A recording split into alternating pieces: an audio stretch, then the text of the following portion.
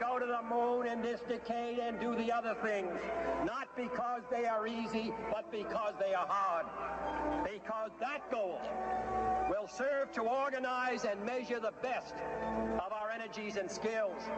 Because that challenge is one that we're willing to accept, one we are unwilling to postpone, and one we intend to win.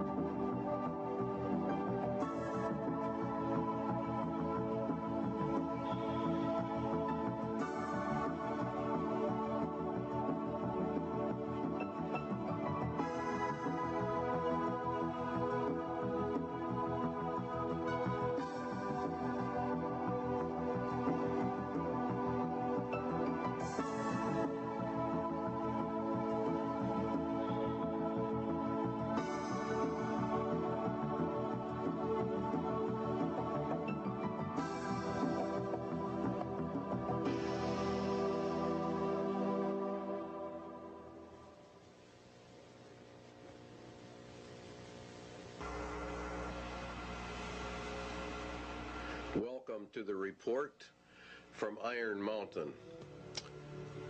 This report is something you would never believe unless you read it. But you also have to understand the mindset of the government that requested it. And that is one of the most important features of this video. The objective was to determine accurately and realistically the nature of the problems that would confront the United States if and when a condition of permanent peace should arrive. This is one of the key elements of the report, because we are to go under the Antichrist system, an era of supposed peace. And this is what this whole program was about. If and when a condition of permanent peace should arise, that means that peace in reality equals world socialism, as we will find out as we journey through this report.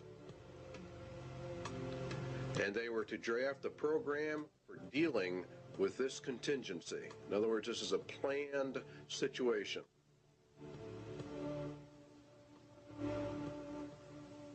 The program equals the agenda, and how do we control the people of America if we move to an era of peace? And not only just America, but the whole world at large.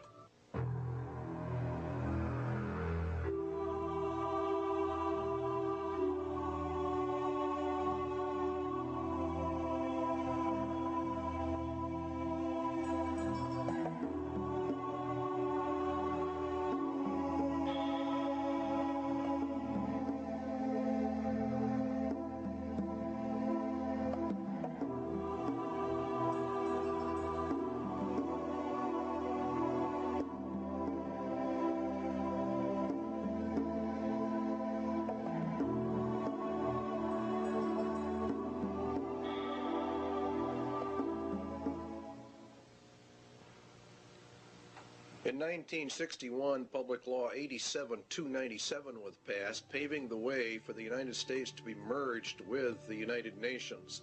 It's a very crucial law in that it disarms the American citizen in violation of the clear intent of the Constitution, which calls for our right to bear arms to maintain our free state. And by the calling for the disarming of all Americans, of course, we lose our free state and we are submerged actually into a slave state. The disarming was to be done by a period of gradual disarmament, and as they were disarming, the United Nations would be built up with a powerful standing army. The evidence suggests a CFR-TC Bilderberg connection, the rich men of the earth, the merchants of Babylon, the killers of the just, according to the Holy Scriptures. The report concerns itself with a globalist agenda, and the conclusions reached have been advanced by these groups. Every one of the conclusions in the Iron Mountain report have been advanced by these groups: Committee of 300, the CFR, TC Bilderbergers, Royal Institute for International Affairs, Tavistock, your Club of Rome, United Nations. It goes on and on. Okay, it began back in 1950, actually. These hearings began to take place in the United States, and the calls for a world government were actually held in 1950. Here's a resolution in Congress that was considered and called for testimony, and it says to provide a true world government through the adoption of a world government constitution. There was a clear intent to place the United States directly under the United Nations and to scrap our Constitution. Universal peace is a prerequisite for the pursuit of that goal, and from the competitive anarchy of nation states, therefore the age of nations must end, and the era of humanity must begin. You will find there's a constant call for the merging of all humanity. Here's a resolution adopted in the United Nations. This is what it says: regulation, limitation, and balanced reduction of all armed forces and all armaments. The all armaments means your weapons that you have in your closet for your own defense. It includes handguns and rifles and all kinds of things. Here's your blueprint for world peace, which was issued also in 1961, concurrently as this move towards putting us under the United Nations. You'll find that as the United States and the Russian military are to be reduced, the UN is consistently brought up to a higher and higher position. The only thing we are left with are internal security forces. Under the Freedom from War, this is a packet issued by the federal government to go along with 87-297. This can only be achieved, the merging and disarmament, through the progressive strengthening of international institutions under the United Nations and by creating a United Nations peace force. See, they want to progressively strengthen the international institutions, all of which come under the United Nations. We are to lose our sovereignty.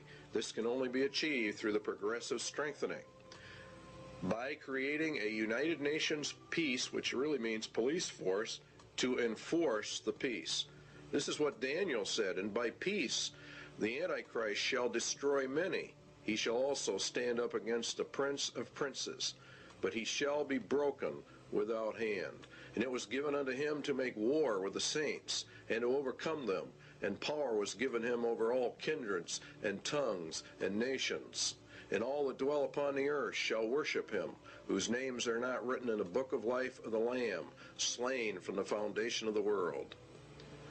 All right, back to the government report. The disbanding of all national armed forces and a prohibition of their reestablishment in any form whatsoever other than those required to preserve internal order and for contributions to a United Nations peace force.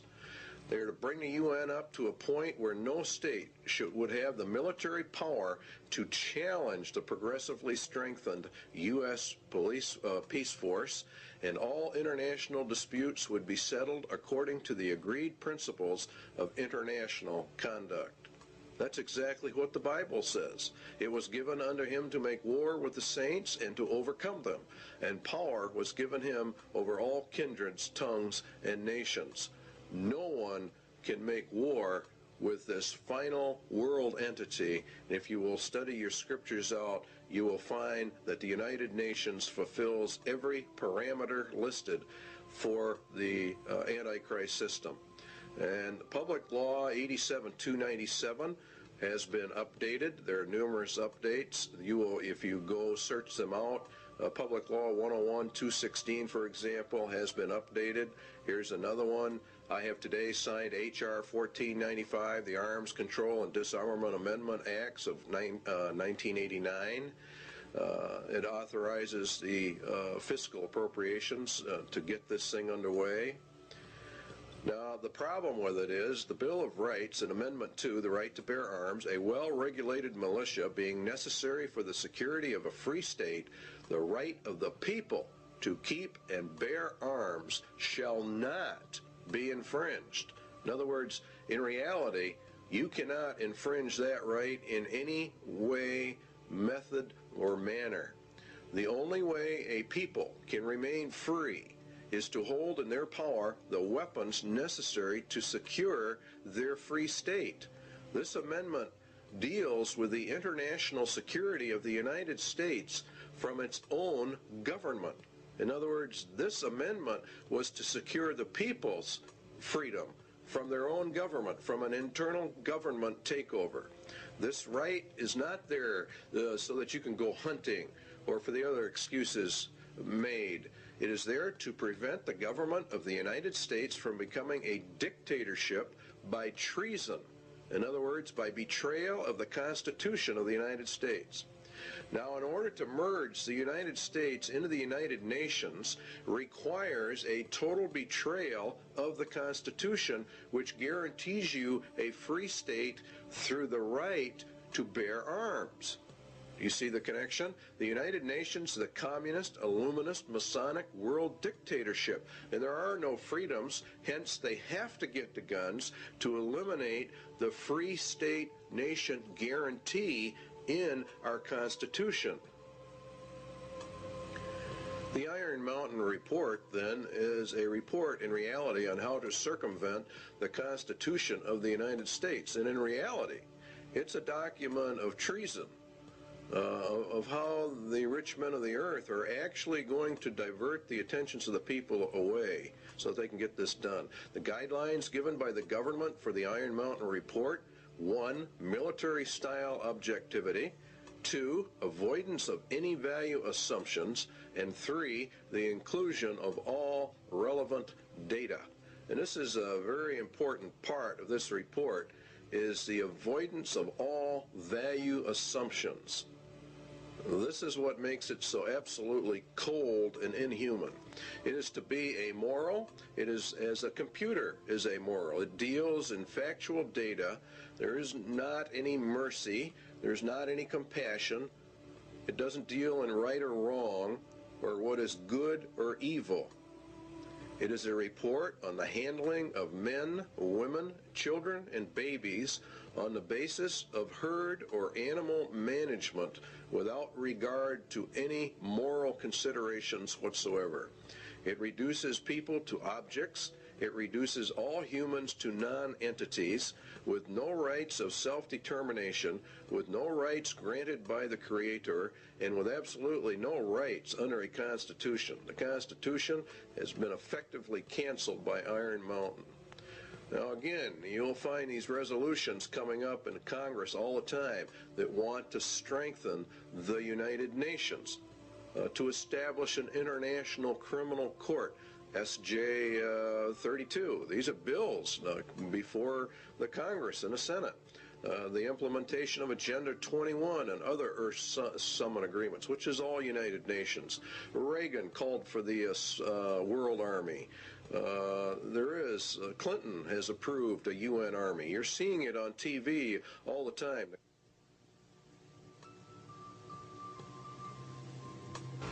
War is required, the glue of the nations, according to the Iron Mountain Report.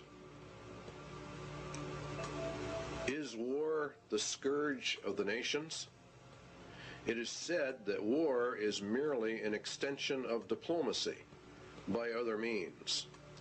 It is also said that war is necessary waste. But what is war? And why do peoples of the earth continuously fight and die? Why do millions of human families have a member or members that they have lost to this thing called war?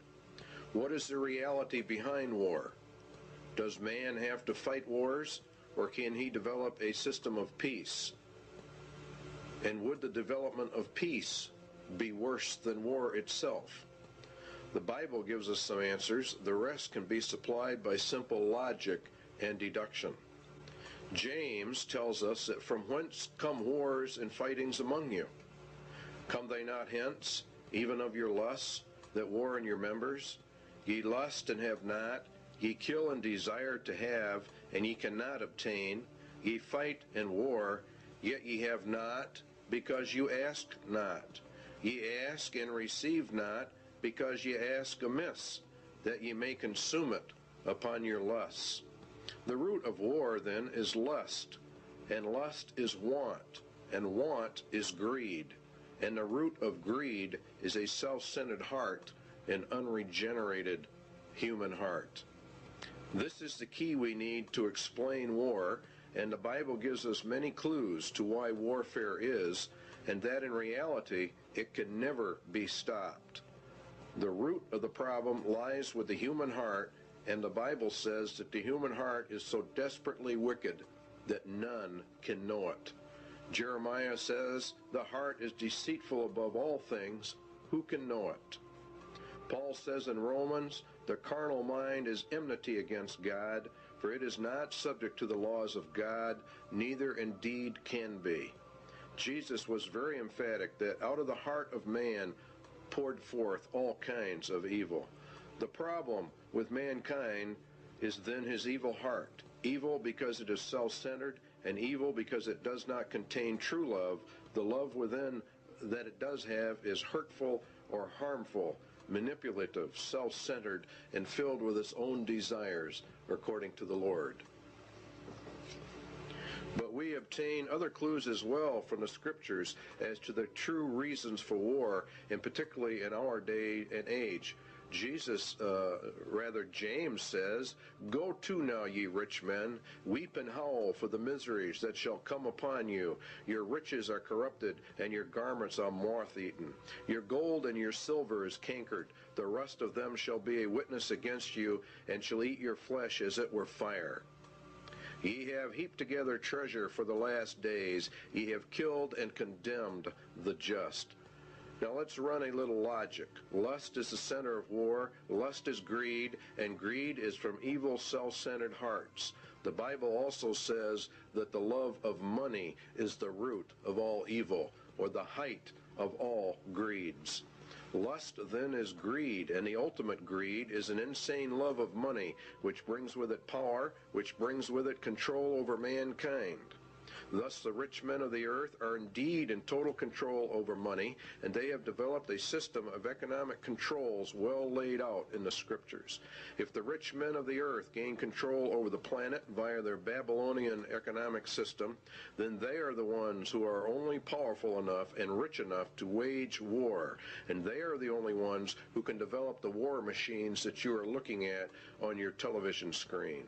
They are the ones who can develop the weapons necessary for modern warfare. Iron Mountain agrees. The very title confirms the Bible. The title says that it is a report on the desirability and feasibility for peace. It was ordered by the rich men of the earth. Therefore, they themselves must be the ones waging the wars, and now they have elected not to wage wars, but have elected to do something else, because warfare is drawing to a close. It will have soon served its purpose. In other words, it is a deliberate effort to bring in another system, for the first system of war has almost accomplished the goals originally intended.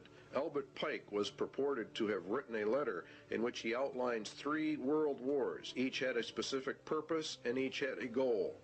The last war, World War III, was to be fought to bring in an era of peace under Lucifer.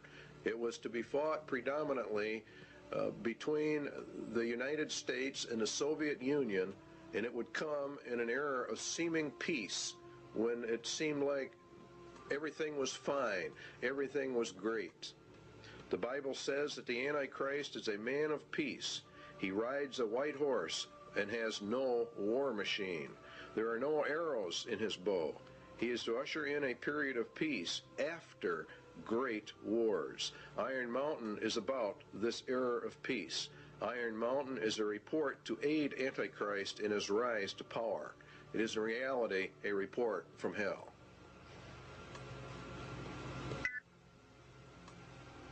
Iron Mountain asks, what can be expected if peace comes? What should we be prepared to do about it?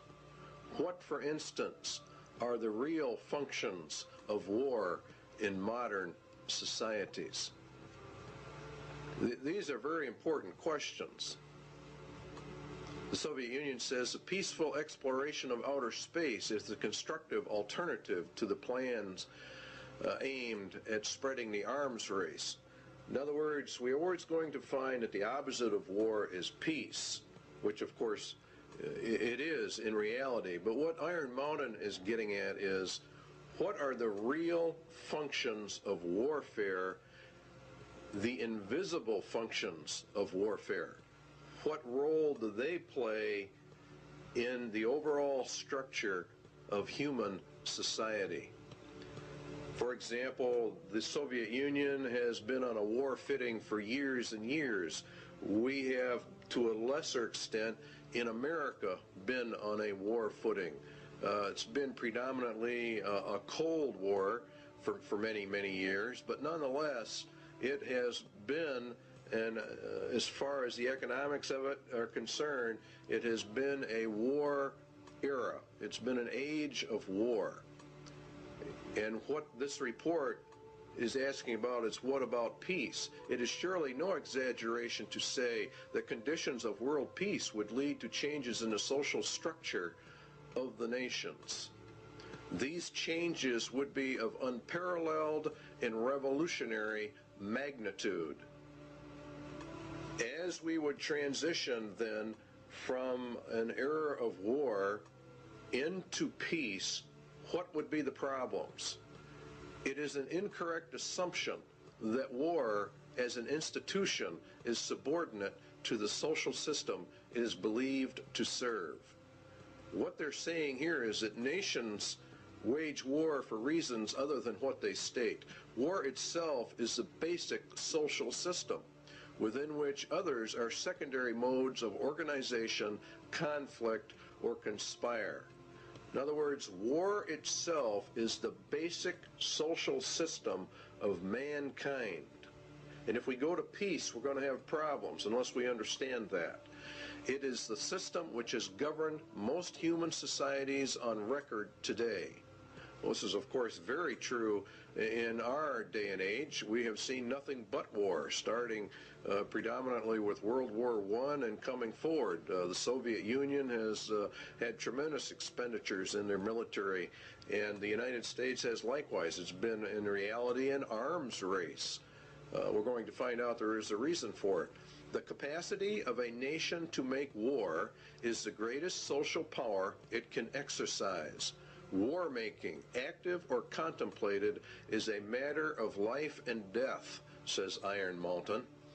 The misconceptions of war: one, to defend a military, or defend a nation rather, from military attack by another, or to deter such attack; to defend the national interest, economic, political, or ideological;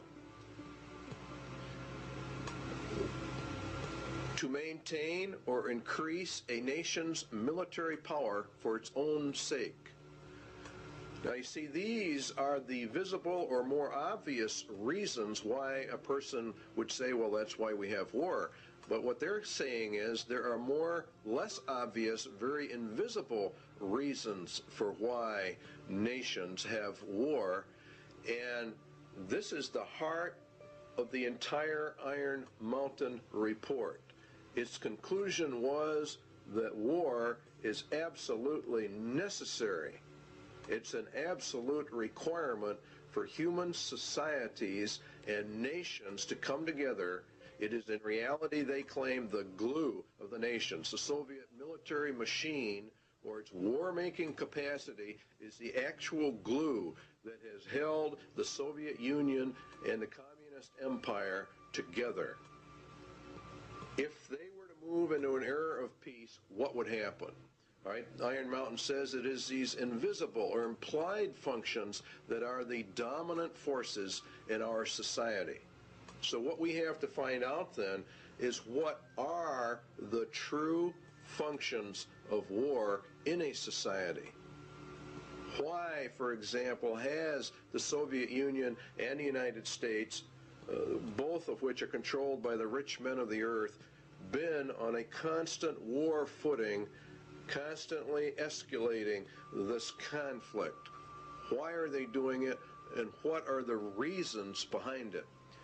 Economic reasons are: it is a necessary waste that operates outside the normal economic supply and demand system. Warfare creates an artificial demand. In other words, the war system itself, having huge militaries with all of their armaments, with all of the research and developments, creates a demand. This waste of money outside the system, according to Iron Mountain, acts as a counterbalance to the economic growth of the nation.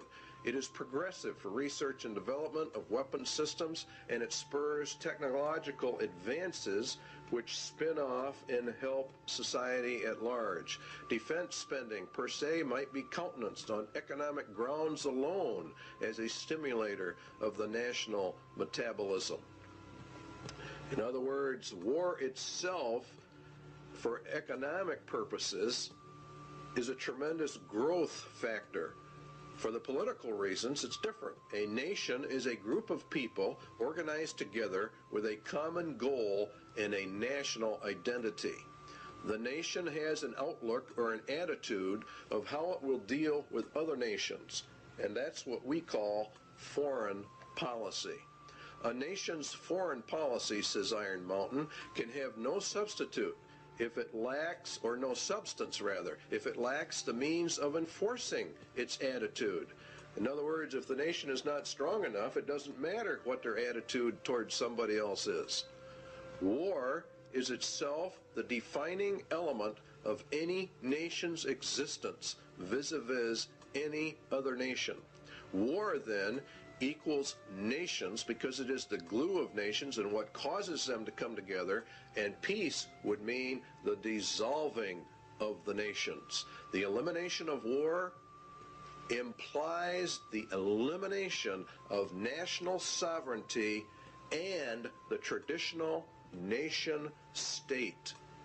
Please understand the importance of that remark in Iron Mountain. It is the elimination of war that brings us to world government. The war system not only has been essential to the existence of nations as independent political entities, but has been equally indispensable to their stable internal development. Without it, the war system, no government has ever been able to obtain its legitimacy, or in other words, we could say its right to rule its society. War is the basis of that claim to rule, and it is therefore the glue that holds a nation together, according to Iron Mountain. The possibility of war provides a sense of external necessity without which no government can remain in power. The organization of a society for the possibility of war is its principal political stabilizer. All right, in other words, for the Soviet Union, they said that the American people were the enemy, and that gave them the glue which held the Soviet Empire together, which rallied the people to make such sacrifices so that we could build up this huge war machine. The basic authority of the modern state over its people resides in its war powers.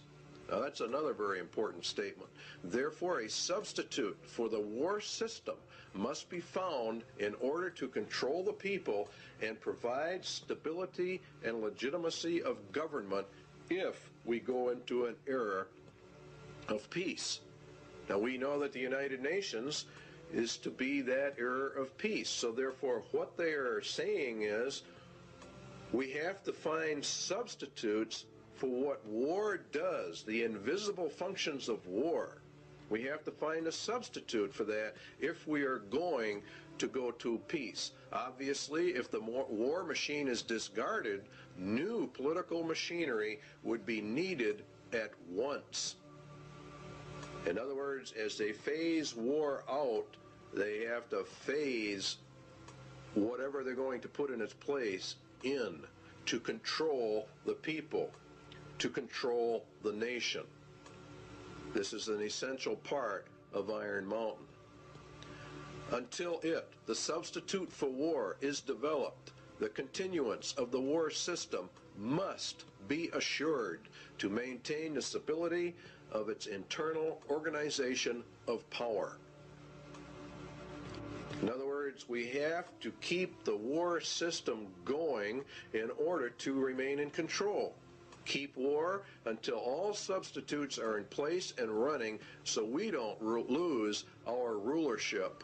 In other words, those that are in power are going to remain in power. They've got to figure out a way to do that. So they're going to de-escalate the war system as they bring in a peace system. And the peace system is going to radically alter our societies. What substitutes for war are there? Well, it has to be a universal threat of equal magnitude as that of World War. The immediate loss of life and the immediate thought that blood is going to be shed. It has to be credible, and it must be accepted by the vast majority of the population of any given nation, or in reality, the whole world, if they're going to bring in global peace. Credibility, in fact, says Iron Mountain, lies at the heart of the problem of developing a political substitute for war. We must emphasize that one must be found of credible quality and magnitude if a transition to peace is to ever come about without social disintegration. In other words, really what they're saying is a nation would self-destruct without an external threat of some type. It is more probable in our judgment that such a threat will have to be invented rather than developed from some unknown conditions. That means exactly what it says. They're going to invent a system to accomplish this.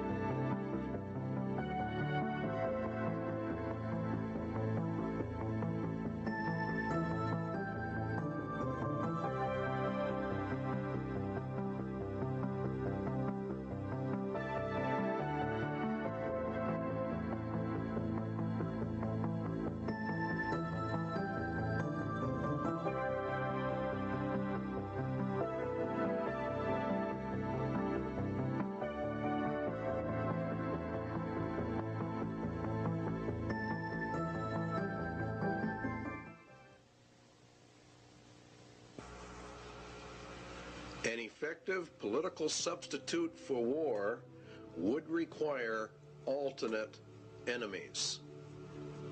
In other words, we have to find an external threat that's essentially very large. It may be, for instance, that gross pollution of the environment can eventually replace the possibility of mass destruction by nuclear weapons as the principal threat to the survival of the species. In other words, they're going to bring the environment up to a point of global threat.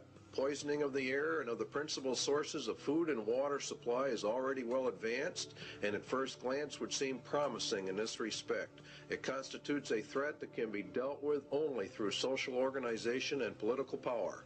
But from present indications, it will be a generation to a generation and a half before environmental pollution will be sufficiently menacing on a global scale to offer a solution as a substitute for war. In other words, we replace the war threat with an environmental threat. Now you know why the environment is on the TVs and the media constantly. A generation is about 30 years, so it'd be about 1991 that this would be brought up to a global scale. It is true that the rate of pollution could be increased selectively for this purpose. In other words, what they're going, you could selectively find areas where you could deliberately increase the pollution to get this threat in motion a little quicker. It is true that the rate of pollution could be increased selectively. In fact, the mere modification of existing programs for the deterrence of pollution could speed up the process enough to make the threat credible much sooner. In other words, let's have the governments drag their feet on pollution controls or the enforcement of pollution controls. And around the world, that's exactly what we have seen, a matter of foot dragging on the areas. One would then perhaps get the concept that this was all deliberate. Allow pollution to deliberately get worse until it can be manipulated by the controlled media into a world crisis. A global crisis has to be developed. Al Gore, Vice President, very timely book. Perhaps coincidentally, he wrote the book called Earth in the Balance, Ecology and the Human Spirit. It's a modern version of Iron Mountain in the ecological field. And in reality, it's quite an interesting book. You should go out and buy a copy of it. The world government organizations are pushing this climate crisis, Emergency Earth Rescue Administration. The people of the earth have a new common enemy, which requires an emergency worldwide campaign. You see, and we have to abandon our armaments to join in a common cause for survival. What did Iron Mountain say? It had to be a threat to the survival of the species.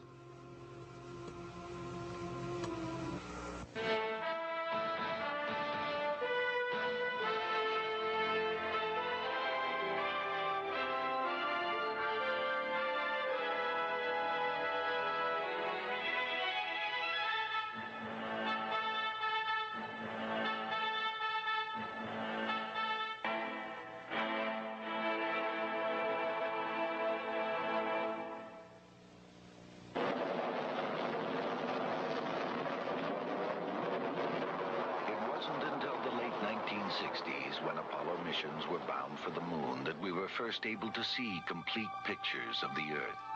Environmentalists began to look at our planet as a single fragile ecosystem. Now we are intensely studying the thin halo of atmosphere that surrounds and protects Earth. It recycles the air we breathe, regulates climate, and acts as a protective barrier, filtering out much of the sun's harmful radiation. Last year, an international group of scientists proved that ozone, the key element in this filtering process, is being lost at an alarming rate over the South Pole. In fact, a sizable hole develops over this area each winter. Without ozone, the sun's harmful radiation will destroy life on Earth. A group of man-made compounds called chlorofluorocarbons, or CFCs, used as refrigerants, cleaning solvents, and in some plastic foams, are to blame for this environmental problem. They eventually make their way into the atmosphere and destroy ozone. According to Dr. Brian Toon of NASA's Ames Research Center, it is a global-scale environmental problem.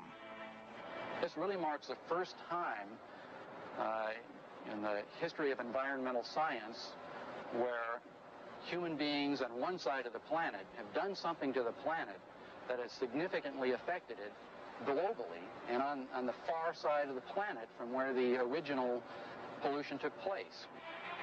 Using the beautiful seaport town of Stavanger, Norway, as a base of operations, an international team of scientists assembled this year in an emergency effort to make a detailed study of the North Pole. Most of the work was performed aboard two NASA aircraft. This is the ER-2. For the mission, special wing pods are attached containing atmospheric chemistry analysis equipment and a host of other instruments. Typically, flights are made about 12 miles up, along the fringes of space, right into the layers of atmosphere directly affected by ozone loss. The ER-2's research partner is a modified DC-8. It flies at lower altitudes, but has increased fuel reserves, which allow it to cover more territory. even flights directly over the North Pole. Inside, the DC-8 is actually a complete scientific observatory, loaded with sensing instruments. Scientists perform their experiments and are able to map results right on the spot. This instrument contains 4 lasers capable of shooting light many miles up into the atmosphere. The light reflects back to the plane and provides scientists with a cross-sectional map of ozone concentrations as well as aerosols, or regions where ozone depletion is capable of occurring. Initial results from both aircraft indicate that high concentrations of CFCs have been found at northern latitudes, primed for ozone destruction. When combined with high-altitude ice clouds, the right amount of sunlight and confined slow-moving masses of air, ozone destruction occurs. As a result of this airborne mission, scientists were able to confirm the process and predict areas of depletion. International policymakers have met in hopes of limiting the amount of CFC production and recently agreed to phase out its use by the year 2000. Many scientists worry that this may not be soon enough. Again, Dr. Toon. With the ozone problem, for example, when you release chlorofluorocarbons to the environment, it's decades to centuries before those are removed. Researching safe economic replacements for CFCs is a vital part of solving this serious environmental issue. Thanks to the intensive work done in the last few years, we know why ozone depletion exists. It is now up to the world community to take responsibility for the future of our global environment.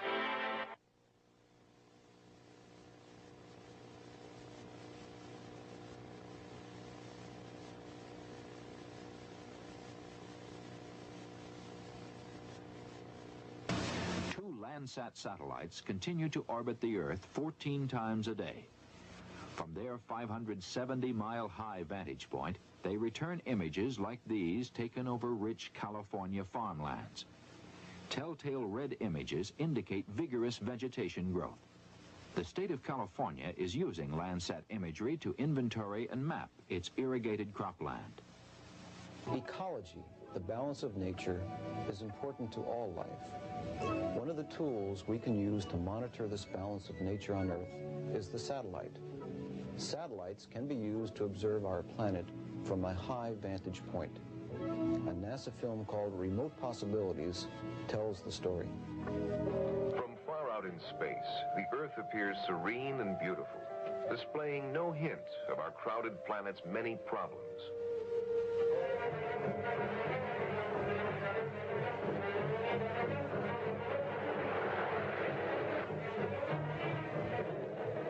As we have used and changed our planet, we have become aware that in many ways we are exhausting it. Exhausting our food supplies, our sources of energy,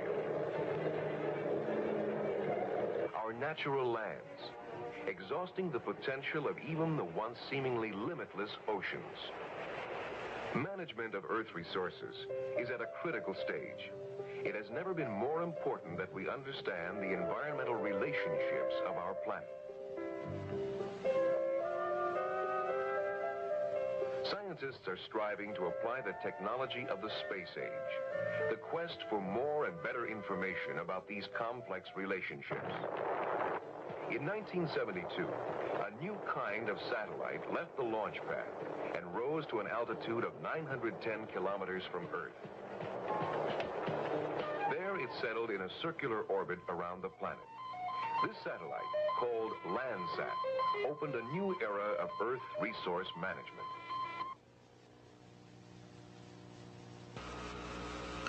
One substitute for war has then been found. The Iron Mountain agenda is being carried out. The objectives of the EcoScan? Well, the UN will end up with control over all the land, and ownership of the land will be held by the rich men. There is arising a crisis of worldwide proportions involving developed and developing countries alike, the crisis of the human environment. The process of compromise of national interests will, of course, have to take place. International economic security is inconceivable unless related not only to the world's environment, but also to the elimination of the threat to the world's environment. Well, the only major threat is private property ownership and private property rights, where people can do as they want. Let us also think about setting up within the framework of the United Nations a Center for Emergency Environmental Assistance. You can see how they're raising this thing up to an emergency status, an emergency level. And that's what Mikhail Gorbachev said in December 8, 1989, in a speech to the United Nations. The United Nations will be the controller of all the lands in the world through their various ecological, environmental organizations that they are in the process of setting up. In fact, the Rio Earth Summit was for that specific reason. Now, it's owned by the rich men. That's who owns the United Nations. That's who actually runs it. Eco foundations of the World Wildlife Fund, Heritage Trust, Nature Conservancy, etc. There's a lot of them, and you have many UN organizations. And the rich men of the earth sit on the boards of directors on all of these groups. These groups are buying up huge chunks of private land for conservation, they say, and to preserve the earth. And of course, all of it is to be owned by the rich men. And what they cannot purchase by normal means will be taken under zoning controls, DNR regulations, or other land grab means via governmental authority and regulation. All land will be under strict eco-controls because, after all, we are now involved in the middle of an eco-emergency, and it's nothing but a scam. It's really a debt for land swamp is another part of it. The international bankers loan and control the monies to all the countries, and through interest have driven them into huge debt status. The debt of the United States is in the trillions. The bankers then come forward with a new plan. They will take the nation's land, and then they will cancel the debt of that nation. It is called a debt for land swap. This land will be held by a World Conservation Bank, owned, of course, by the rich men of the earth. They will then own all the land, all the resources, all the food. They become the absolute masters, and all the people become the slaves. It's a perfect scam. It's a perfect system. Because the eco threat is now global, then obviously it can only be controlled by a global authority. And guess who that is? Why, of course, it's the United Nations. Now, the eco scam is being pushed by every organization that's involved in the environment. Even Time magazine ran an article on the endangered earth. It's being put in all your children's school books, all of their study books, about the crowding of human life, about how we have such an ecological crisis, an environmental crisis, and unless we all do our share, why, the whole world is just going to disintegrate and the entire population of man will be eliminated. That's according to them. It's very interesting that Daniel said of the Antichrist that he shall divide the land for gain. In other words, he takes over all the land and divides it up amongst these various foundation groups. And that's exactly what's happening.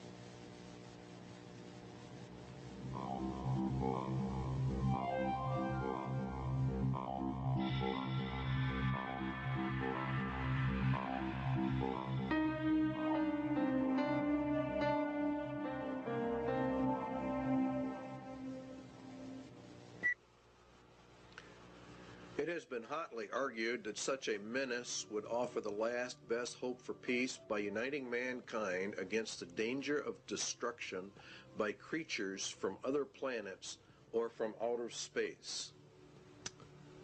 Experiments have been proposed to test the credibility of an out-of-the-world invasion threat. It is possible that a few of the more difficult to explain flying saucer incidents are of this nature. The thrust of the second threat is to unite mankind against a common enemy. The escalation of the UFO mystery requires careful media control. The threat must also dovetail into the agenda for a one-world government. Everything that Iron Mountain proposes in all of their substitutes will lead into a one-world government. And that is the whole nature of it. There has been a tremendous amount of interest in UFO activity. Many, many books have been written about it. The average Christian, I believe, probably poo-poos the whole subject, but we believe here at CIA they're making a tragic mistake when they do that, because the Bible does mention some things that would tend to imply very strongly that UFOs are in fact real and will be a latter-day occurrence, just before the end and just before the return of Jesus Christ. As you can see, here's a book for Christians, UFO End Time Delusion. It is part of the grand delusion that God is going to cast down upon man for the rejection of Jesus Christ in the end. There have been many books written about the government's cover-up of the UFO experience, and that the United States government knows exactly what is going on, and we would agree with that from the viewpoint of the scriptures, that the people of the world, the governments of the world, the highest levels of the powers that be, know exactly what's going on when it comes to the UFO mystery. They do because their mind is controlled by Satan, and he is the author of all of this. It's part of the grand delusion in the end. And there was war in heaven. Michael and his angels fought against the dragon, and the dragon fought and his angels, and prevailed not. Neither was their place found any more in heaven. And the great dragon was cast out, that old serpent called the devil and Satan, which deceived the whole world. He was cast out into the earth, and his angels were cast out with him.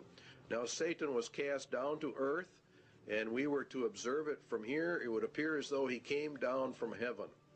For as the days of Noah were before the flood, they were eating and drinking, marrying and giving in marriage, until the day that Noah entered the ark. Now Jesus said, so shall it also be. And the days of Noah were quite a few. He lived 950 years before and after the flood. He was there when men began to multiply on the face of the earth, and daughters were born unto them.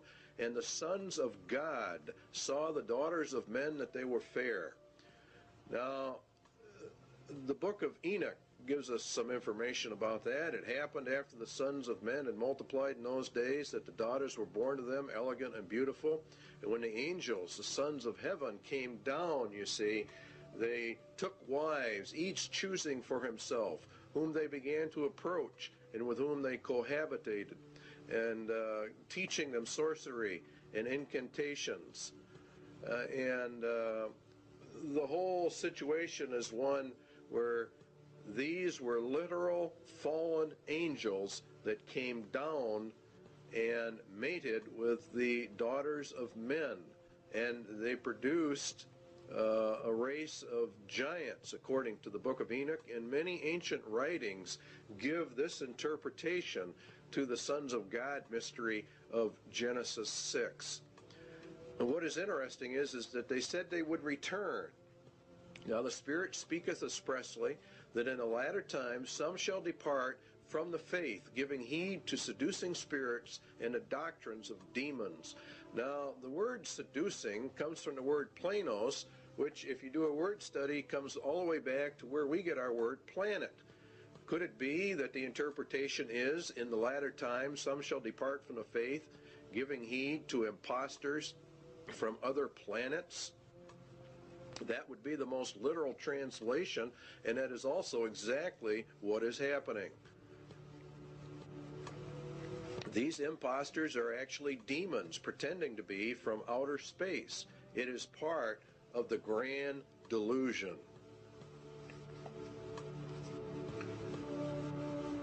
For this cause God shall send them strong delusion, that they should believe a lie, that they all might be damned who believed not the truth, but had pleasure in unrighteousness.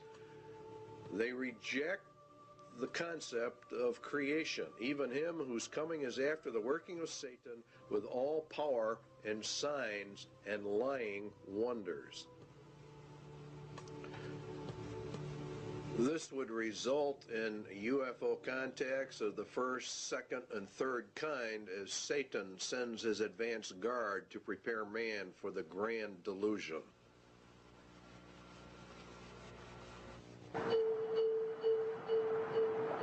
On the surface of an average planet, circling an ordinary yellow star, an advanced intelligence searches the skies for evidence of life.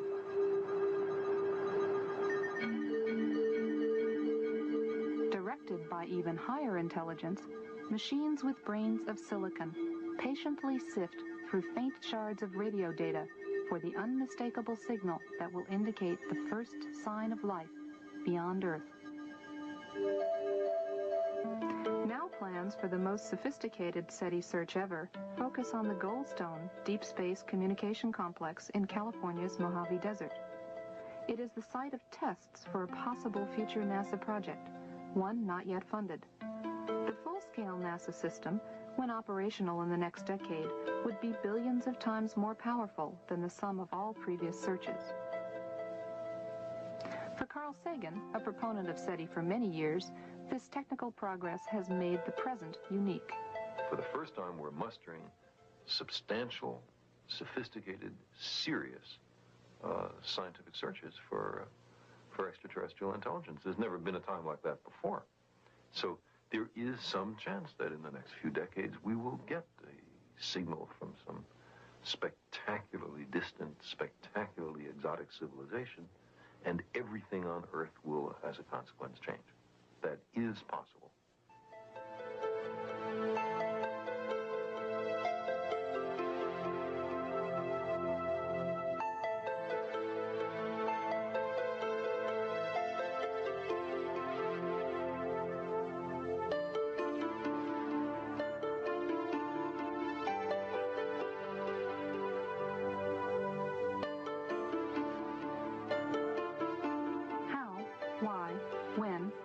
To search for life beyond Earth has been debated for centuries.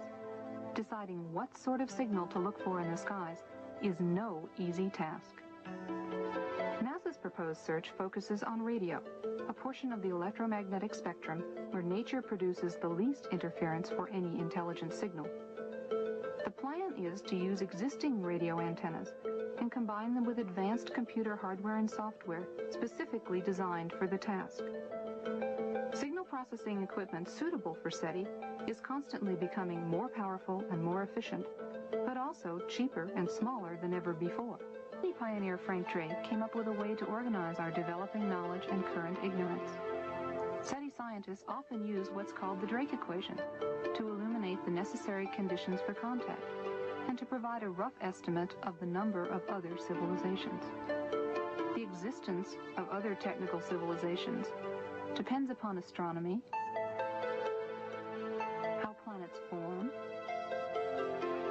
comparative planetology, biochemistry, the role of intelligence in evolution, technology, and the fate of technical civilizations. So SETI becomes a way to test our theories of the origin and evolution of the universe and the place of life within it. There are several keys here that we want to look at as we keep Iron Mountain's report in mind. The two primary keys are that evolution is an accepted fact and ETs are now accepted at the highest levels of government. We believe that the SETI program is camouflage for what is really going on, or the contact reports that have been gotten out from the government under the Freedom of Information Act are in fact cover for the SETI program. But the two, we believe, are going to merge in the end and introduce mankind to the aliens, who are in reality demons and Satan's advanced guard. The movies that are produced are very important.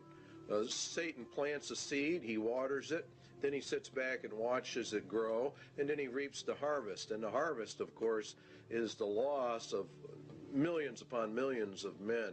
The Day the Earth Stood Still was produced many years ago, but it's a very, very important film in that it planted the seed. The Day the Earth Stood Still said that war must stop, peace must be enforced, and world government is a requirement to get all of this to happen. The message was very important. E.T., a very, very popular movie, taught us some things as well. It said that reptiles are very cute, that love is the answer, that love heals, but more importantly, that we all evolve in a different manner. You're going to find evolution at the bottom of all of these movies. And Star Wars is another one. How famous they were. Well, they're programming the human mind for certain things. One, evolution of the races, good and evil forces, a universal, eternal fight between the forces of good and evil, and more importantly, a federation of planets, a uniting of the nations, a uniting of all the planets. Mankind will evolve upwards and eventually will join in intergalactic civilization. And this is the important keynotes in every one of these movies. Close Encounters of the Third Kind was a very, very important film. It bases itself on evolution. Two, that the United Nations is a central player in that movie. The U.S. military is connected to the United Nations in that movie, and that mankind will join interplanetary civilization. It starts by contact, by exchanges of the races. In other words, some of our people go there, and some of their people come here. Now, something surfaced not too long ago called Majestic 12 that dealt with government contact with aliens. A lot of people laugh at this document and think it's a hoax. Our research against the Bible would say that it is not a hoax, that this actually is legitimate and that contact has been made. Operation Majestic 12 is a top-secret research and development intelligence operation established by special classified executive order of President Truman. Now, this took place back some years ago. Very interesting, however, what Majestic 12 sets up. A rancher reported that a UFO had crashed in a remote region of New Mexico. You might have even seen this replayed on Unsolved Mysteries. They ran a series on this. A secret operation was begun to assure recovery of the wreckage of this object. Aerial reconnaissance discovered that 4 small human-like beings had ejected from the craft. All 4 were dead. News reporters were given the effective story that the object had been a weather balloon. They are discounting the UFOs to the public while they gather the evidence secretly. The biological and evolutionary, there's your key, processes responsible for their development has apparently been quite different from those in Homo sapiens. Evolution is then a proven fact insofar as the government is concerned. They have accepted evolution as an established fact. The aliens then did not evolve as we did. This is the very basis of the grand delusion. It's creation versus evolution. Evolution is essential for the grand delusion because men reject the creation of the world and people by Jesus Christ. So it's very important you understand that evolution is the keynote. The ultimate intentions of these visitors is completely unknown, the report said. But if you read the Bible, you will know they are demons, and you will know they are the advanced guard of Satan, and that they are setting up the world for its final ruin and taking of people into eternal hell. UFOs are real. There's no question about that they are real. The only question is what are they? And if you take the evidence of the scriptures, definitely we believe here at least that they are the sons of God returning just exactly as they said they would, all the occultic literature talks about this. Now there is an area out west called Area 51, Groom Lake. There's also Tonopah. There are several areas from which Project Red Light was developed. It's a top secret testing program for alien technology for defense purposes. This is very interesting that a lot of this stuff is being leaked right at this moment as we get into this. A congressman said, I have no comment as to what is going on in Area 51. That was Congressman Harry Reid, and he went out there to visit the area because the Air Force had made a land grab, and he went out there on behalf of his constituents to find out why. It is said that President Eisenhower signed a treaty with actual aliens in 1957. The swap was they could take our people for experimentation and we would get technology in exchange. In other words, the aliens come to Earth, we take their technology to build our defense mechanisms. Now, a lot of people think this is ridiculous, but if you read what it says about Babylon the Great, the nation, it gets all of its technology from Satan. Satan is the one that gives them the power. And this is why the United Nations is being brought up. And this is why the United States is so deeply involved. In exchange for technology, the U.S. government agreed to allow the aliens to abduct humans for experiments. And this accounts for the large number of abductions reported all over America. This is part of the grand delusion, which has evolution at the root of it. Now you have actually two options. All of the leaks of this type of information are disinformation, or it is real, and the aliens really are here. The Bible evidence would be that it is real, the aliens are here, and that they are the advanced guard for Satan. He's programming the human race for this delusion, and it's based upon evolution. The sons of God of Genesis 6 have returned, as they said they would in occult writings. And Jesus said, as it was in the days of Noah, so would it be again. And that's when the sons of God came down. So therefore, the agenda of Iron Mountain for external threat number 2 has been and is being carried out. Scientists are even going to the UN now to find out how are we going to answer these aliens from our SETI contacts at NASA.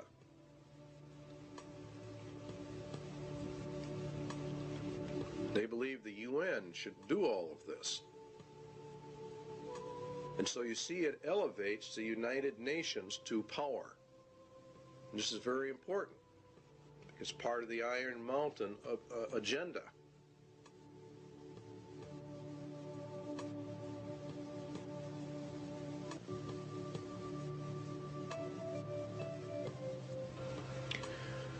It might be argued that a well-armed international police force operating under the authority of such a supernatural court could well serve this purpose. In other words, they're going to set up another threat. This is threat number 3, actually, an omnipresent, virtually omnipotent political or police force.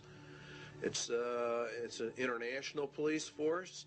Because remember, if we go into peace, we have to dissolve the nations, because war is the reason we have nations. All right, so the report then that was issued by the State Department, Freedom from War, and the program was to establish a permanent international peace force within the United Nations. In other words, to deliberately bring it up.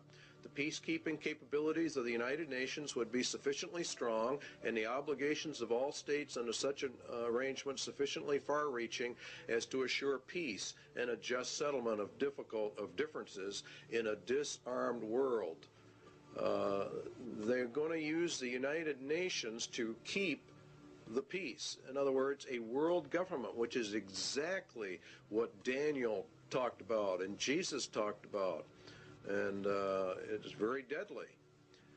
During stage 2, states will develop further the peacekeeping processes of the United Nations to the end that the United Nations can effectively suppress any threat or use of force by anyone, and that would include the American people. It's going to be omnipresent, and it's going to be omnipotent in its ability to handle. And this is what Revelation says, who can make war with the beast? Remember that the U.S. and Russia are to have their internal or militaries turned over to the United Nations in this 3-stage process, and we end up with the UN in total control of the world, a global entity, precisely as Daniel and Revelation talk about. It's and Jeremiah and Isaiah refer to it as, of course, Babylon. And this process, of course, emerges bringing out the United Nations as the final end-time global ruling entity, which the Bible refers to as the apparatus of the Antichrist, or we could say the Antichrist system. And that is why it sits in New York City, the big city.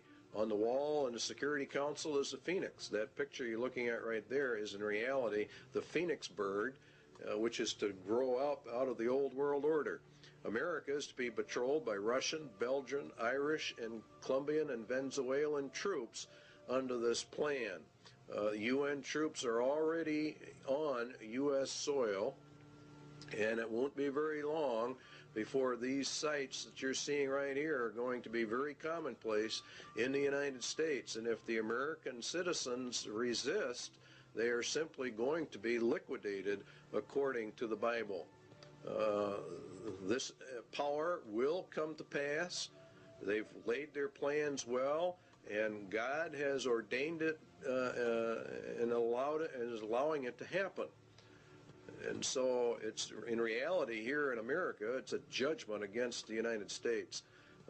There are many books written about a United Nations peace force, so this is not anything we're making up. They come in under the UN Charter. And the last part of it, this principle of non-interfering in a nation shall not prejudice the application of enforcement measures under Chapter 7. In other words, the United Nations claims that it doesn't really want to get involved in internal national affairs, but the opposite is in reality the truth. Chapter 7 deals with action with respect to threats of the peace, breaches of the peace, or acts of aggression. And it's the Security Council itself that determines the existence of a threat, breach, or act of aggression. And it can even walk in under the threat, or it's a possibility that we might have problems. And they determine the existence of any threat to the peace. So they can come in, if they choose to, on very fragile grounds, which is exactly what they did in Somalia. Should the Security Council consider that measures provided in 41, which are more economic, I don't know exactly what word to use, but sanctions, I guess, is the best word to cover it. If that doesn't work, if economic sanctions do not work, then they can resort to military powers. And they can use whatever they have to maintain or restore international peace. Now, Psalm 2 says that the kings of the earth set themselves, and the rulers take counsel together against the Lord and against his anointed. Where do the rulers of the world meet? They meet at the United Nations, and this is where they take their counsel together. And the United Nations is, according to the Bible, anti-Christ, anti-God to its very core. It is, in fact, the substitute for God and Christ on planet Earth. They intend to take it for themselves. The fourth beast shall be the fourth kingdom upon earth, which shall be diverse from all kingdoms, and shall devour the whole earth, and shall tread it down, and shall break it in pieces. And the 10 horns out of this kingdom are 10 kings. Now, it's a diverse kingdom. The United Nations is not a kingdom, and it's not a nation. It exists solely by treaty power, by an arrangement of nations itself. Excuse me. The United Nations is to be brought up to full global power with an army so powerful that none can fight against it. That's the entire plan, and that is exactly what the Bible talks about for the end times. It will also break into pieces the entire world, and that's done under Article 52, which deals with regionalism, which is in fact breaking the world into pieces. And this is how they do it. They actually subdivide the world into 10 regions. That came out of the Club of Rome, and here are the regions on the TV screen. Region 1, of course, is North America, and it's Region 1 by virtue of the fact that North America, and particularly the United States, is the primary power behind the United Nations, enabling this to happen. The United States itself is broken down into 10 federal regions. We have global regions, and now we have national regions. And in our country, they are simply called federal regions. And we're moving, in effect, from elected officials to appointed officials to non-elected bureaucrats who are appointed. Now, each region has different states in it, and the number of states varies with each particular region. Then each state is subdivided up into its particular regions. Many times it falls along county lines, many times it doesn't. Overlapping all of it is, of course, grids that keep getting smaller and smaller, which is the reason why thousands or millions, actually, of Americans are getting address changes. They're going under the United Nations grid system, which divides the world into tiny pieces, which is exactly what Daniel said. They can get it right down to your house number. In fact, they can get it down to about 10 square yards of turf.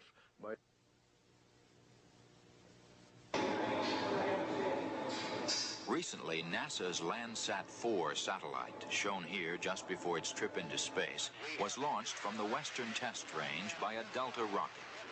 This Landsat is the fourth in a series of NASA spacecraft designed to continuously collect accurate information on Earth's resources. More than 100 nations will make use of the information gathered by Landsat 4 in land use planning, mineral exploration, and agriculture. Landsat project scientist Dr. Vincent Solomonson described a new instrument on the satellite called the Thematic Mapper.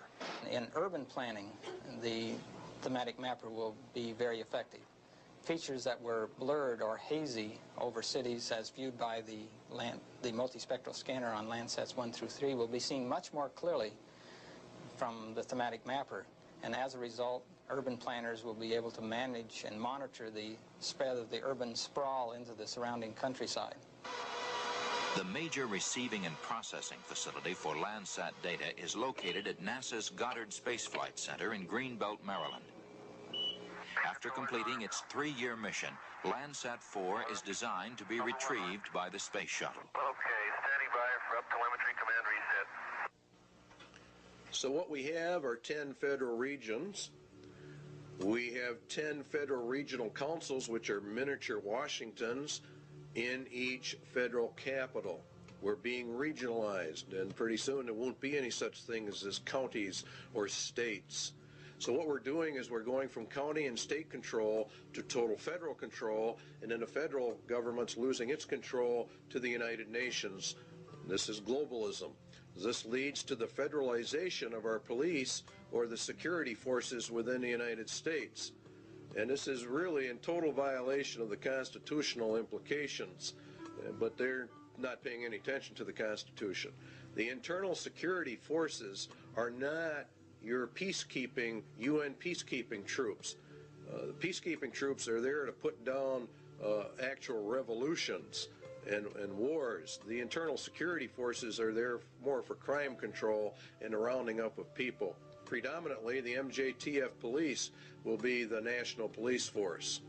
And this is George Bush and Clinton and the rest of them have continuously pushed this arms control treaty because they have to disarm us in order to make this thing work. If you will recall, we discussed that in the constitutional crisis.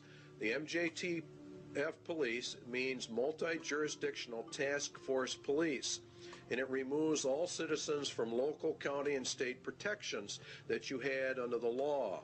And they're just abolishing all of this. And the MJTF police mission, we believe, is the house-to-house search and seizure of people. It's made up of National Guard units, state and local police, convert street gangs as needed into deputized police.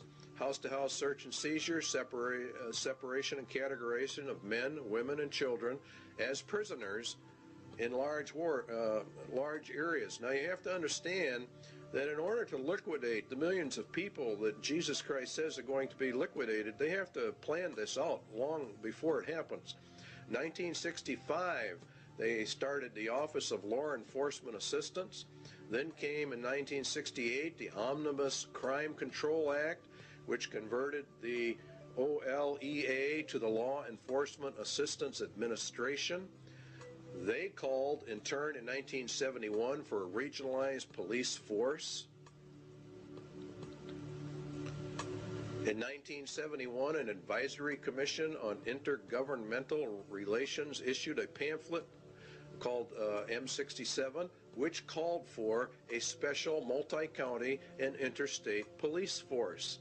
In other words, the merging of all police forces into one federal group. The LEAA in 1973 made calls for the elimination by merger of small police forces. This is exactly what Germany did under Hitler. All dictatorships have two common characteristics: general confiscation of guns in order to prevent internal rebellion, and the establishment of a national police force to enforce the edicts of the dictator. We are following Nazi Germany almost to the exact letter. Carter issued an executive order 12-148, and he established the Federal Emergency Management Agency known as FEMA. FEMA absorbed the LEAA and became the primary control organization for internal security of the United States in an emergency. They're gearing this thing towards an emergency. That emergency is going to be World War III, and it ushers in this whole system.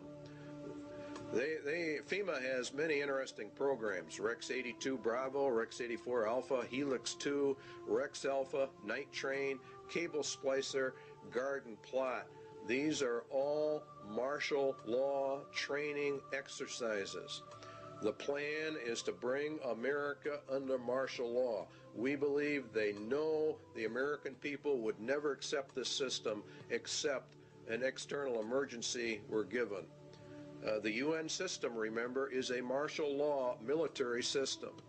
Under the executive orders of FEMA, mandatory registration of all people, including babies and children in the United States, at the United States Post Office. They have boxes in them. We already know about it. They're marked for emergency use only. The primary one here to look at is 11,000, seizure of all civilians and work brigades, which is in reality slavery, and includes the rights to split up families as well. In essence, what will happen in America is going to be worse than the communist revolution in Russia. This plan provides the basis for the deployment and employment of military resources, including National Guard personnel, for civilian disturbances. So Iron Mountain external threat number 3 has been and is now being implemented. An omnipotent police force. Next on the list is the space program as an economic substitute for war.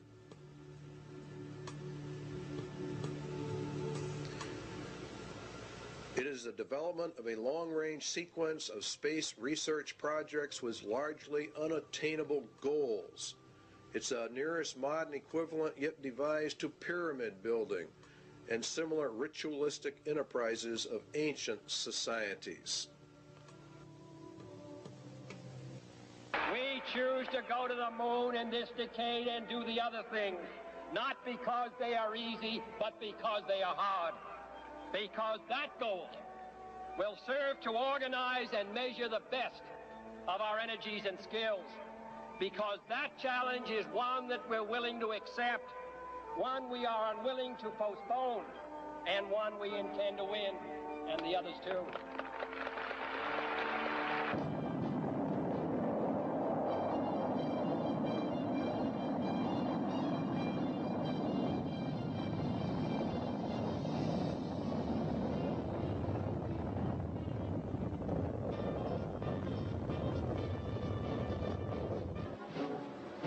Everything associated with the Saturn V was huge. The rocket itself, the building where it was assembled, and the crawler transporter that carried it to the launch pad. The fully loaded Apollo Saturn V was 363 feet tall. Its main engines alone generated 160 million horsepower, and its fuel pumps pushed fuel to the engines with the force of 30 diesel locomotives. As Saturn V lifted off Launch Complex 39 for the first time, it weighed more than 2,800 tons.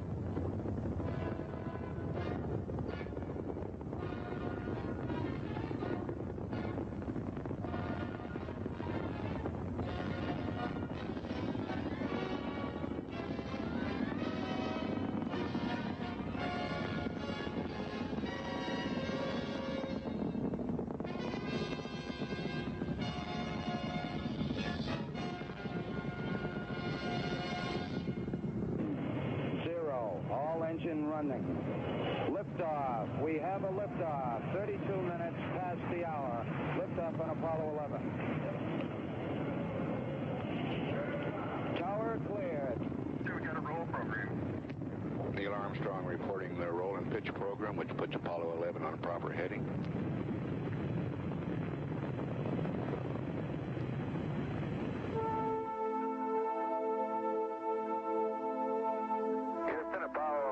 Calling you on the high gain. How do you read, over? Roger, loud and clear on the high gain. Eagle, you're looking great. Coming up 9 minutes. We're now in the approach phase. Everything looking good. Altitude 4,200. Houston, you're a go for landing, over. 40 feet down, 2.5. Picking up some dust. 30 feet, 2.5 down. Straight shadow. 4 forward. 4 forward, drift into the right a little. 20, down a half. 30 seconds forward, just. Good.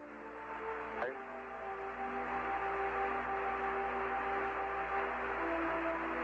Contact light. Tranquility Base here. The Eagle has landed. That's one small step for man, one giant leap for mankind. Across the country and around the world, the Apollo 11 crew were welcomed back as heroes.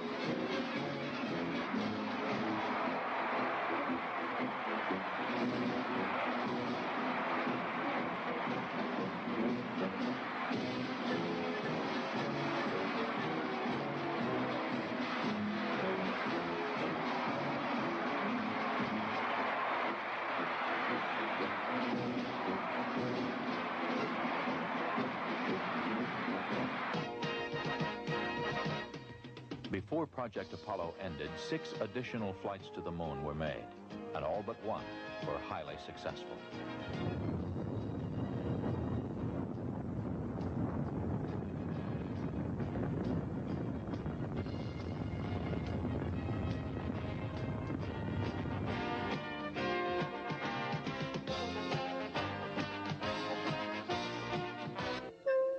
Then ASTP, Apollo-Soyuz Test Project, a joint endeavor between the Soviet Union and the United States. the mission called for a mutual docking and crew exchange to develop the necessary equipment for international space rescues.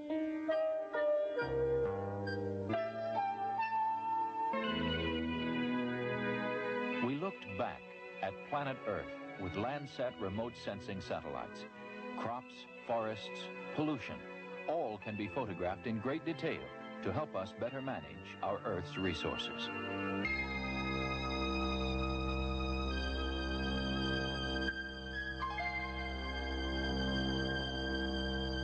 As of now, 2/3 of the planets in our solar system have been explored, and by the end of this decade, we will have explored most of the rest, including Uranus and Neptune.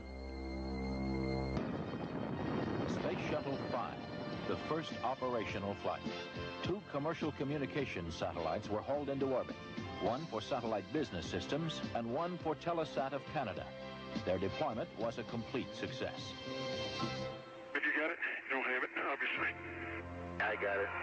Space Shuttle 6 was the second operational mission and Flight 1 for Challenger, this country's newest spacecraft. After launching a 5,000-pound tracking and data relay satellite from the payload bay, mission specialist astronauts Story Musgrave and Donald Peterson became the first Americans in 9 years to walk in space. Practice needed for satellite repair work. Due for my massive article. Historically, the space program has proceeded in a building block fashion. And toward that end, NASA has begun looking at the next logical step, a possible future space station, a permanent presence in space. The station would serve as a scientific and technological laboratory, as well as an operations base from which satellites could be serviced and large structures assembled. One of the highest priorities is to develop a clear understanding of a station's proper role in the total space program, so that if and when it is proposed for development, the station will be a truly significant national asset, one that would ensure continued American preeminence in space. The space program in general and the shuttle program in particular have gone a long way to help our country recapture its spirit of vitality and confidence. The pioneer spirit still flourishes in America. In the future, as in the past, our freedom, independence, and national well-being will be tied to new achievements, new discoveries, and pushing back new frontiers. We must look aggressively to the future by demonstrating the potential of the shuttle and establishing a more permanent presence in space.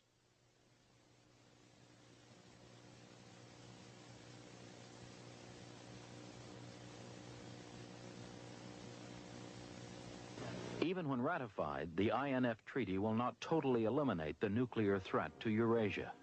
The vast nuclear arsenal possessed by the USSR and the variety of delivery systems available still present a significant threat. The organization of fail-safe inspection machinery could well be ritualized in a manner similar to that of established military processes. Inspection teams might be very like armies, and their technical equipment might be very like weapons. Inflating the inspection budget. In other words, what they want to do is they want to expand this. So what do we have? The INF Treaty, where it says inspection machinery could well be ritualized, according to Iron Mountain. Inspection teams might be very like very armies. And that's exactly what has happened. We have a great ritual of disarmament. It's very interesting what you find when you start digging into the INF treaty hearings. Limited test ban. Let's take a look at all the treaties. Limited test ban, 1963. Non-proliferation, 1968. The ABM Treaty, 1972. The SALT I, the SALT II. The IMF Treaty. Very long, drawn-out process. And this is exactly what Iron Mountain recommended be done. It is one of the most important elements of the INF Treaty is the President establishes in this area operating on-site inspection. One layer of the regime, it says on the last sentence, builds upon another.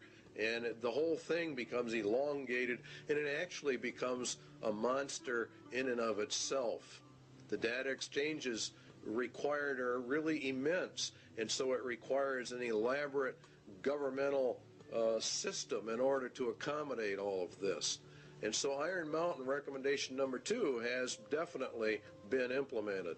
The second one is the universal health care was a recommendation of Iron Mountain.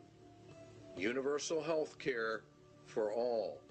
It's an economic substitute for the war economy. It's very interesting how all of this works. Health. Drastic expansion of medical research, education, and training facilities, hospital and clinic construction, the general objective of complete government guaranteed health care for all. That's exactly what Clinton has introduced to the American people. He announced a universal health care and mandatory insurance program. And so they're putting everything in place exactly as Iron Mountain told them to do. It's universal, and you cannot exempt yourself from it, and it is causing a lot of trouble around the nation. But the arguments are not going to be on that basis.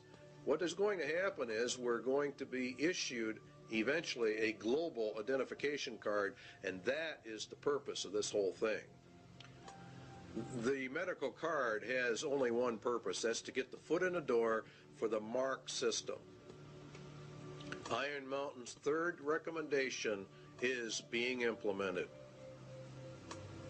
Iron Mountain Economic Substitute number 4, a new educational system to bring in globalism under the United Nations, UNESCO, Congressional Record, the Great Conspiracy to Destroy the United States, Education for Freedom and World Understanding. You see, all of this is designed to bring us into a world system, a global system, under the control of the United Nations. The second manifesto of the U.S. Office of Education, the implementation of the program of surrender through education.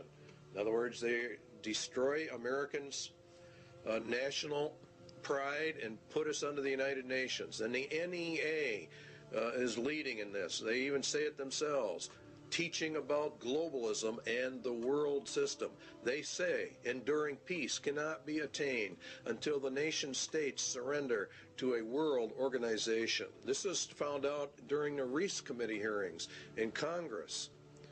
Putting the evidence together, we conclude the NEA has been an important element in the tax-exempt world to indoctrinate American youth with internationalism, which is synonymous with a lot of communist, illuminist, whatever you want to call it. The Iron Mountain agenda is being carried out. Outcome-based education, the developing of leaders for restructuring the schools, change agents. Parents are beginning to get upset, but they are not putting it together. American 2000, a national strategy to change every nation, every family. Everything is going down exactly as Iron Mountain said it should. Global education is nothing more than a promotion of the United Nations and to destroy the Constitution of the United States, to bring us out from the Constitution and to merge us into the UN. That's what they're going to do. To improve learning and teaching by providing a national framework for educational reform, to promote research, consensus building, and systematic changes needed to ensure, you see, everything has to be changed. Guess where the changes all lead to? And guess who's behind it? If you look, Robert Mueller, former UN Secretary General to the UN, member of the Planetary Citizens, wrote the Global Core Curriculum. Marilyn Ferguson, the Aquarian Conspiracy, New Age. This is all being integrated into the educational system of America. And it's called America 2000. And it is extremely subversive. The national and international power play for education. It's going to go through because God has decreed it will go through. And UNESCO is behind it. Gorbachev. We parted with the old world, rejecting it once and for all. We are moving towards a new world, the world of communism. We shall never depart from it. Books are on the market explaining all of this. We don't have time in this video to get into it, but Iron Mountain Recommendation 4 is being implemented. Iron Mountain Sociological Substitute for War, Slavery. Another possible surrogate for the control of potential enemies of society is the reintroduction in some form consistent with modern technology and political processes of slavery for the control of potential enemies of a society. Anyone that does not agree with the New World Order is an enemy of society and is therefore subject to slavery. Detention centers and concentration camps, work camps, are associated with forced labor, which is in reality slavery. Seizure under the executive orders of all civilians in work brigades, that's forced labor, that's slavery, which includes the rights to split up families. There are concentration camps, detention centers all over the United States set up under FEMA, under Rex 84, and there are presently, to the last count we had, 130 such facilities in the United States of America. In Arizona, you'll see, for example, some there. We've got one here in Wisconsin. Concentration camps for U.S. citizens. The MJTF police to conduct house and house search and seizure and separation and categorization of men, women, and children and babies. Categorization and transfer to detention facilities and the running of detention facilities. Iron Mountain Slavery recommendation number 2 is mandatory service, a form of universal service, turned to some variant form of the Peace Corps or the Job Corps. It is entirely possible that the development of a sophisticated form of slavery may be an absolute prerequisite for social control in a world of peace. Now, this is just incredible when you really stop and look at what they're actually saying in relationship to biblical prophecies. Remember, Jesus said they're going to round you up and kill you. President Clinton has authorized boot camps for young offenders. Is this the beginning of a larger scale for social reorientation like the communists do? America 2000, the national plan that's going into our schools, requires mandatory community service. There are calls going out all the time. Bush and Clinton have called for mandatory community service for all youth, up to, say, 2 years, mandatory service. You can serve in the service or some other place, but you are going to serve. So the substitute for war is being implemented. Iron Mountain Sociological Substitute for War number 2 is called blood games. Game theorists have suggested in other contexts the development of blood games for the effective control of individual aggressive impulses. More realistically, such a ritual might be socialized in the manner of the Spanish Inquisition and the less formal witch trials of other periods for the purposes of social purification, state security, or other rationale both acceptable and credible to post-war societies. Inquisitions, witch trials for the purpose of social purification, state security, which is the key one. Such a ritual might be socialized. In other words, they make it into a big social event like the Inquisitions were. We saw part of that beginning to unravel when we watched the Branch Davidian invasion and subsequent massacre of David Koresh and his group. A lot went down at Waco that very few Christians understand. David Koresh, the Branch Davidians, were demonized by the national media. First of all, they were tried, judged, and executed in a social ritual in total violation of every right guaranteed under state and federal constitutions. The Waco massacre followed all points of ritualized killing. They were a cult. It was for social purification, and therefore they deserved what they got. Their compound was raided by federal assault groups when in fact there was no evidence of any crime having been committed.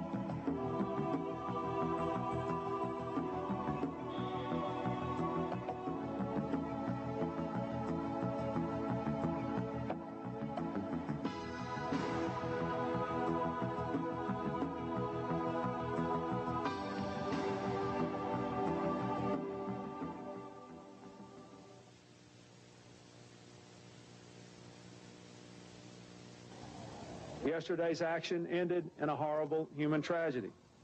Mr. Koresh's response to the demands for his surrender by federal agents was to destroy himself and murder the children who were his captives, as well as all the other people who were there who did not survive. He killed those he controlled, and he bears ultimate responsibility for the carnage that ensued.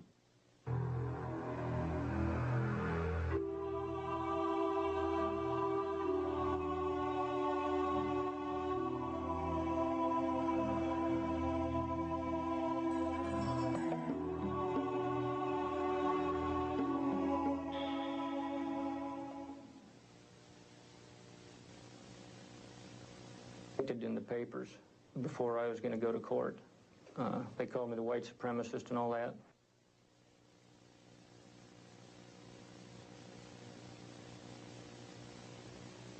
It's victims of demonization that we all are victims of. When the federal government decides it is going to prosecute somebody, they sort of demonize them.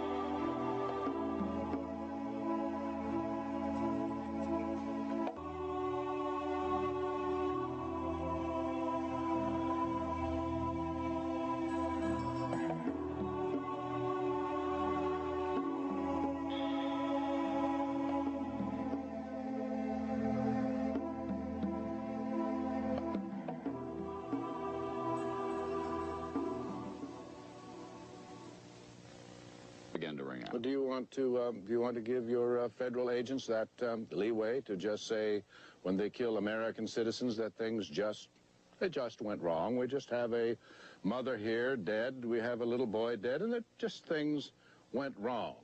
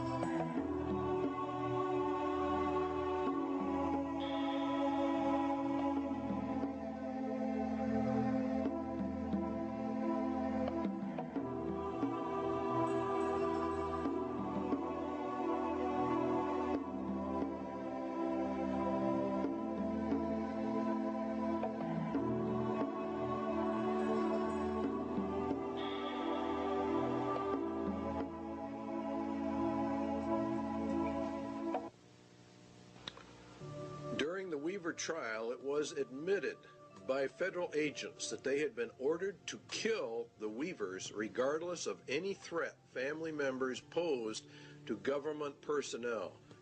Now, I want you to think about how serious that is. What was the charge against Vicki Weaver? What crime against the state had she committed that warranted her execution by the federal government? Indeed, she was not charged with any crime whatsoever, yet the U.S. government ordered her shot on sight, a virtual killing. It was murder in the first degree. It is cold-blooded, ritualistic, social purification because the Weavers held a viewpoint not politically correct. The Weaver case, along with the Branch Davidians, proves we are in the middle of the final battle for the Constitution of the United States. There are many, many enemies within America that want to get rid of our Constitution and destroy our rights. The war has now shifted from a paper and legal war to an overt shooting war, and we feel it's going to get far worse. They came against this thing to see what the reaction of the American people would be, and they found out that the American people cheered them on. So we are ready for a complete takeover. Spotlight put out a small publication on FEMA in case of emergency. Executive orders, Blueprint for Dictatorship, also is one of their publications. Now, an executive order is issued by the President of the United States. It does not go through the Senate or the Congress. He merely issues it. It's put in a federal register, and within 30 days it has full effect of law, and nobody passes upon it. Now, that's fine, and he has some rights to do that, but not contrary to the Constitution of the United States. FEMA developed national security emergency plans for the regulation of immigration, nationals of enemy countries, plans to implement laws for the control of persons entering or leaving the United States, develop intergovernmental and interagency law enforcement plans and counterterrorism programs to interdict and respond to terrorism incidents in the United States that may result in a national security emergency. To interdict and respond to terrorism incidents in the United States. Now, this is a key that they're beginning to use. Under the new Crime Control Acts, particularly under the Crime Control Bill number 8, which is now before the Congress, a protester can be charged with terrorism. And this paves the way for the government to declare all those who oppose the New World Order as terrorists and therefore imprison them because you will be a political dissenter. To develop law enforcement plans to respond to civil disturbances. These people know perfectly well there's going to be major disturbance when this thing finally comes in. So they want all bases covered by law. So that's their rationale. They will legally be able to do this. You don't think it's going to happen. This is exactly the executive order issued by George Bush to quell the Los Angeles riots. L.A. went under martial law. Very few people understand what that means, but it means, in essence, that the Constitution in Los Angeles was totally suspended. And it says in there that units and members of the armed forces of the United States and federal law enforcement officers will be used to suppress the violence. In other words, they're federalizing everything, and that's what happens under martial law, and to restore law and orders. They can also call up members of the National Guard. That's a key point. They're militarizing the nation. They're putting it under military law. If Americans do not want the New World Order and they resist, America will go under immediate martial law rather than through the staged program into a martial law system, which is what the UN is. Also included to coordinate all federal agencies assisting in the suppression of violence and the administration of justice. Martial law suspends the Constitution of the United States. The UN is to be brought up to full power, and it will rule through martial law via a three-tier military martial law system. The first one we're going to actually look at is called FinCEN, and FinCEN, from the data we can get, it's not only a financial controlling sector, but it has to do with other things. Their equipment is black, and there are reports of a multitude of black helicopters all over the United States. We get calls on it virtually every day from someone who's just had them flying over the house. The FAA says that the black paint schemes are used on helicopters by the Drug Enforcement Agency and the U.S. Army Special Operations.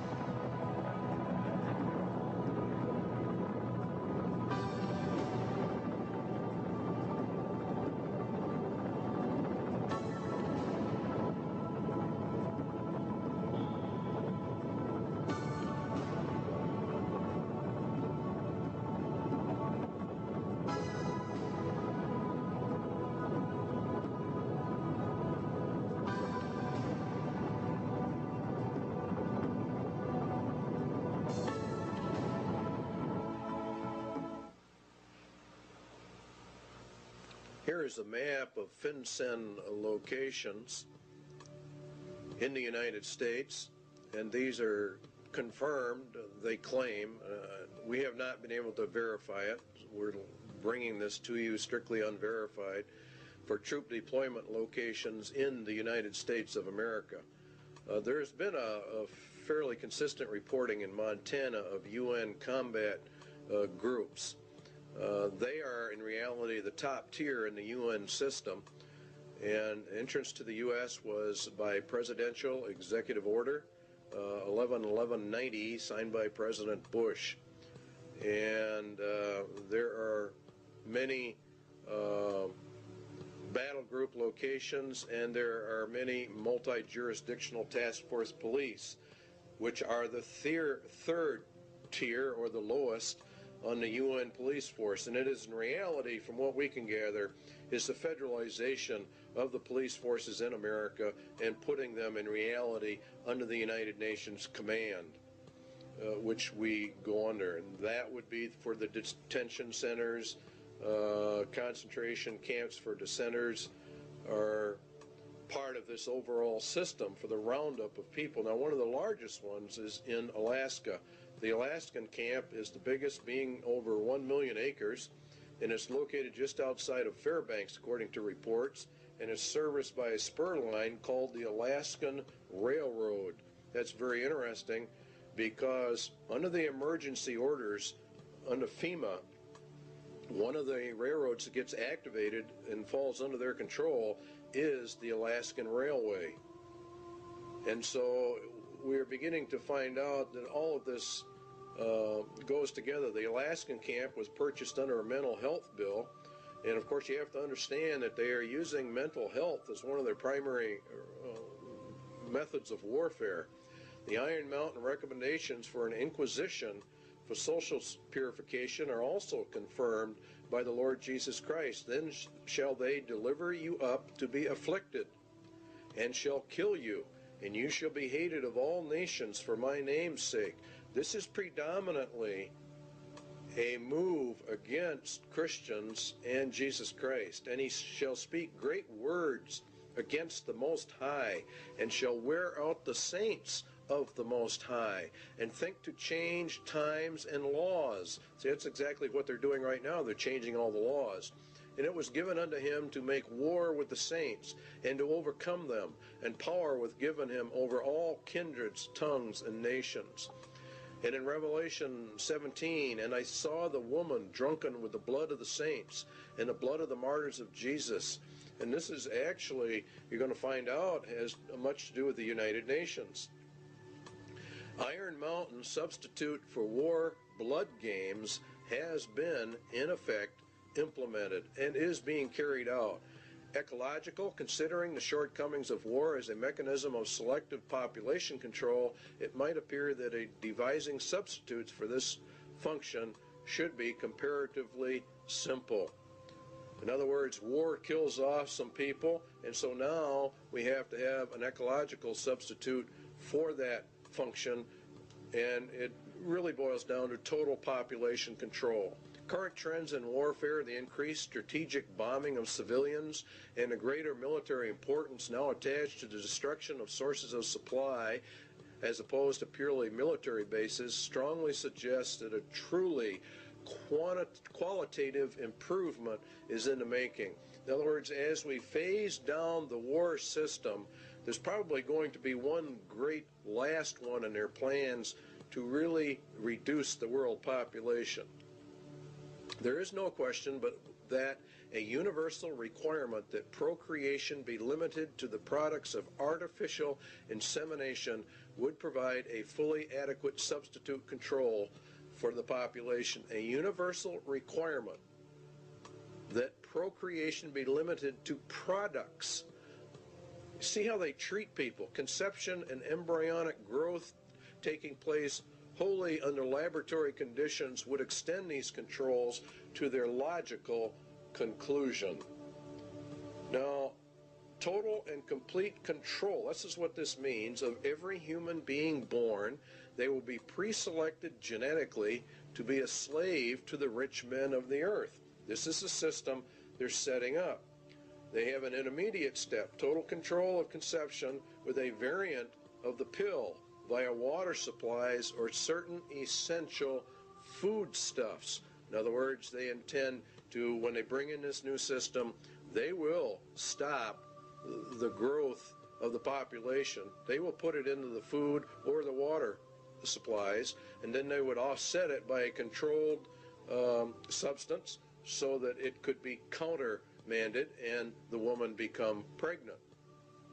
And they claim in Iron Mountain that it was already under investigation and under work back in 1961. So the interpretation is the mandatory mass sterilization of the human race with them in total control of all the antidotes for it. Excess population, Iron Mountain says, is war material.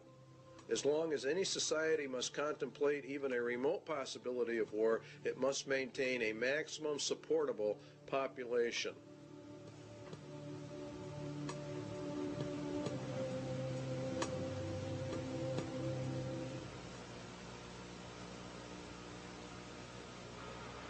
When the auditor finally gets his hands into the balance sheet.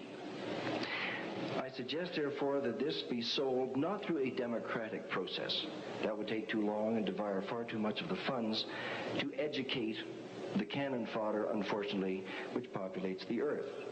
We have to take almost an elitist program that we can see beyond our swollen bellies and look to the future in time frames and in results which are not easily understood or which can be, with intellectual honesty, be reduced down to some kind of simplistic definition.